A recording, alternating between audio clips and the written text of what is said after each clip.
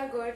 Let us start our first chapter, the arrival of Christianity and Islam. Firstly, we will talk about the arrival of Christianity. पहले हम बात करेंगे Jesus Christ की. Then, according to Christians, Jesus is considered the incarnation of God, and his teachings are followed as an example for living a more spiritual life. जो Christians लोग थे वो Jesus को एक भगवान के अवतार के रूप में देखते थे और उनकी जो टीचिंग थी, उनके जो एग्जाम्पल्स थे, वो अपनी लाइफ को और बेटर बनाने के लिए यूज करते थे. क्रिश्चियंस का ये मानना था कि जीसस क्राइस्ट, जिनको हम ईसा मसीह के नाम से भी जानते हैं, वो लोगों की भलाई के लिए ही पैदा हुए थे और उनकी भलाई के लिए ही उनकी मृत्यु भी हुई थी. जीसस क्राइस्ट को सन ऑफ जोसेफ, जिसे जोसेफ ऑफ नजारत के नाम से भी जाना जाता है, उन्हें ही सिंपली भाषा में हम क्राइस्ट कहते हैं, जो कि यहूदी धर्म के एक धार्मिक नेता थे और बाद में क्रिश्चियनिटी के सेंटर या फिर फाउंडर साबित हुए थे.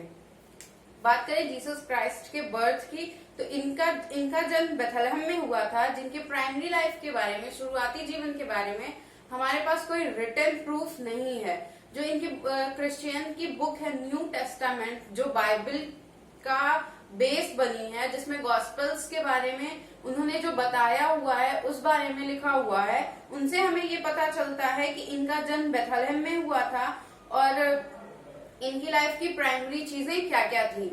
ये न्यू टेस्टामेंट से पता चलता है हमें, जो एक थियोलॉजिकल डॉक्यूमेंट्री कह सकते हैं, जिसे थियोलॉजिकल डॉक्यूमेंट्री हम कह सकते हैं. क्राइस्ट जो है, जिसे हम जीसस क्राइस्ट बोलते हैं, वो was not a originally name. ये एक नाम नहीं है, इसे लोगों के द्वारा प्रेम भावना से जीसस को दिया गया था, यहूदी धर्म के नेता को दिया गया था. विथ नियरली 2 बिलियन प्रॉफिट्स, करीब 2 बिलियन साल पहले यूरोप में ये रिलीजन, यानी यूरोप में क्रिश्चियनिटी बहुत तेजी से स्प्रीड हो रही थी और उस समय क्रिश्चियन लोग बहुत ज्यादा बढ़ रहे थे. उनका ये मानना था कि जीसस ऑफ नजारत जो हैं, वो एक टीचर हैं उनके लिए और एक हिलर हैं, मीन्स दुखों को दूर करने वाले हैं, जो कि पैलेस्टीन में रहते थे और लोग उनकी बातों पे बहुत ज्यादा बिलीव करते थे. जैसा कि अभी हमने पहले बताया कि इनकी प्राइमरी लाइफ के बारे में हमें ज्यादा कुछ पता नहीं है. जो इनके गॉस्पेल्स हैं, जिनके नाम थे मैथ्यू, मार्क, ल्यूक और जॉन, इन्होंने जो चीजें बताई वो वही न्यू टेस्टामेंट में है और उनकी बताई हुई जो चीजें हैं वही न्यू टेस्टामेंट की 4 बुक्स के नाम से पब्लिश हुई थी. और न्यू टेस्टामेंट जो बुक है वो ओल्ड और न्यू 2 पार्ट में है. न्यू वाले में 27 बुक्स है, जिसमें मैथ्यू, मार्क, ल्यूक, जॉन और एक अकाउंट है अपोस्टल की, ministry of Jesus death. Jesus के डेथ के बाद जो धर्म के प्रचारक थे वहां के, उनकी चिट्ठियां हैं, मतलब जो पादरी थे या चर्च को जो चलाने वाले थे, उनकी चिट्ठियां हैं. इन चीजों को मिला के ये बुक बनी हुई है. और जो बाइबल है वो क्रिश्चियंस की हॉली बुक है. अगर हम बात करें ओरिजिन ऑफ क्रिश्चियनिटी की, Christianity develop out of Judaism in the 1st century of AD, यानी ईसा मसीह के जन्म के बाद 1st century में जो है यहूदी धर्म के हिसाब से क्रिश्चियन स्प्रीड हुआ था, क्रिश्चियनिटी डेवलपमेंट हुई थी. It is founded on the life, teaching, death and resurrection of Jesus Christ, and those who follow him are called Christians. यानी जो जीसस क्राइस्ट थे, उनकी जो टीचिंग है, उनकी जो लर्निंग है, उन्होंने जो बातें बताई, उनकी जो थिंकिंग है, उनको फॉलो करने वालों को हम क्रिश्चियंस कहते हैं. और क्रिश्चियनिटी जो है मेजरली 3 पार्ट में डिवाइडेड है: रोमन कैथोलिक, ईस्टर्न ऑर्थोडॉक्सी और प्रोटेस्टेंटिज्म. इसके भी अलग अलग कैटेगरीज हैं, क्योंकि अपने अपने कंफर्ट के हिसाब से जो लोग जिस भी कैटेगरी को मानते हैं उस कैटेगरी को फॉलो करते हैं और उसकी अलग अलग सब कैटेगरीज भी हैं. Background and early life, there was a little written about Jesus early life. अगर इनके बैकग्राउंड और अर्ली लाइफ की बात करें तो हमारे पास बहुत कम चीजें हैं जो लिखित हैं और हमें जीसस क्राइस्ट के बारे में पता है. इनका जन्म हुआ था बेथलहम में.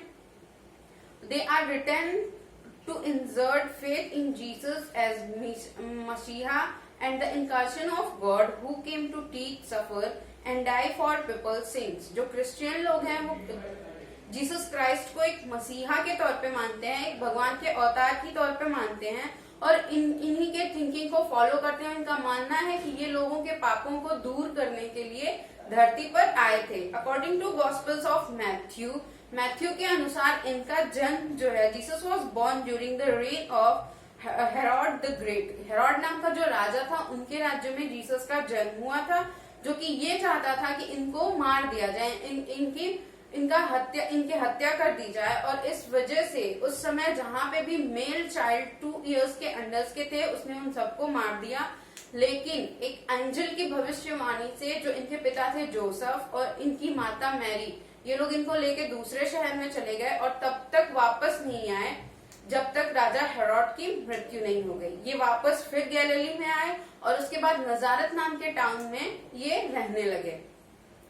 उसके बाद जब जीसस क्राइस्ट बड़े हुए, एज ऑफ 30, ये कारपेंटर का काम करने लगे। फिर कुछ सालों बाद, कुछ दिनों बाद ये लोगों को शिक्षा देने लगे और ये बताने लगे कि that is son of God declare. Jesus declare him the son of God. इन्होंने अपने आप को भगवान का शिष्य बताया, भगवान का बेटा बताया और लोगों को धर्म और अच्छाई की शिक्षा देने लगी। एट द लास्ट टाइम जब जीसस और इनके 12 शिष्य एक साथ बैठ के पास ओवर पे खाना खा रहे थे और बातचीत कर रहे थे, वहां जीसस को अरेस्ट किया गया।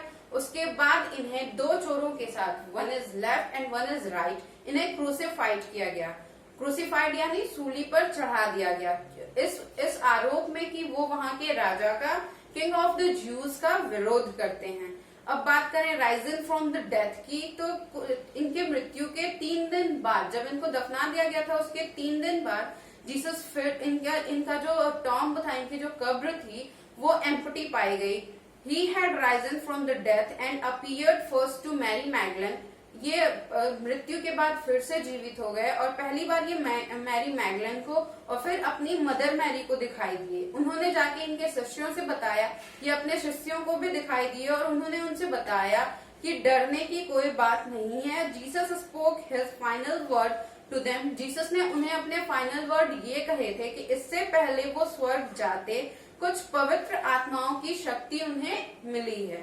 Teaching of Jesus Christ, as we know that Jesus taught to people about the heavenly kingdom of God। वो गॉड की किंगडम के बारे में बताते थे। उन्होंने गलत प्रथाओं को रिजेक्ट कर दिया था और उन्होंने अपने शिष्यों को भी यही सिखाया था कि जो गलत प्रथाएं हैं उन्हें नहीं अपनाना चाहिए। इन्होंने बहुत सारे फेमस सेरेमनीज की थी, जिसमें सबसे फेमस सेरेमनी, सबसे फेमस सम्मेलन है इनका sermon on the mount। the sermon made by him said, इन्होंने उस sermon में बताया, people should love God and also love one another। लोगों को भगवान से और एक दूसरे से भी प्रेम करना चाहिए। love your enemies यानी अपने शत्रुओं से भी प्रेम करो। do not judge others, दूसरों को जज नहीं करना चाहिए।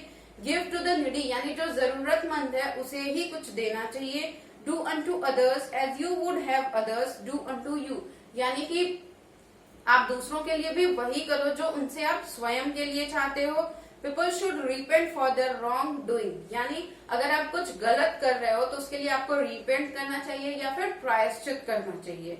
अब बात करें मोनास्ट्रीज एंड देयर इम्पैक्ट की, तो मोनास्ट्री वो बिल्डिंग होती है जहाँ लोग रहते हैं और पूजा करते हैं, जिसे हिंदी में हम मठ कहते हैं, और इसमें रहने वालों को मठाधीश कहते हैं। इसने बहुत बड़ा रोल किया, बहुत बड़ा रोल निभाया क्रिश्चियनिटी को स्प्रेड करने में। मिडाइवल एज में, मध्य एज में, यूरोप के देशों में क्रिश्चियनिटी को स्प्रेड करने में इसने बहुत बड़ी भूमिका निभाई। इसमें औरतों ने भी अपनी भागीदारी दी, वो भी भगवान के लिए भक्ति करती थी और अपने लाइफ को उन्हीं के लिए सैक्रिफाइस कर दिया। The monasteries played a very important role in the history of Europe during the medieval period। अब बात करें कुछ मोंक्स या कुछ संत की जो फेमस क्रिश्चियंस मोंक्स थे, तो इसमें आपके हैं Saint Francis, Saint Benedict, Saint Augustine. ये लोग जो थे इन्होंने क्रिश्चियनिटी को स्प्रेड किया, लोगों तक क्रिश्चियनिटी को पहुंचाया और बताया कि क्रिश्चियनिटी में क्या क्या चीजें हैं, जीसस की क्या शिक्षा है, उन्होंने क्या टीचिंग दी है और लोगों को कैसे रहना चाहिए।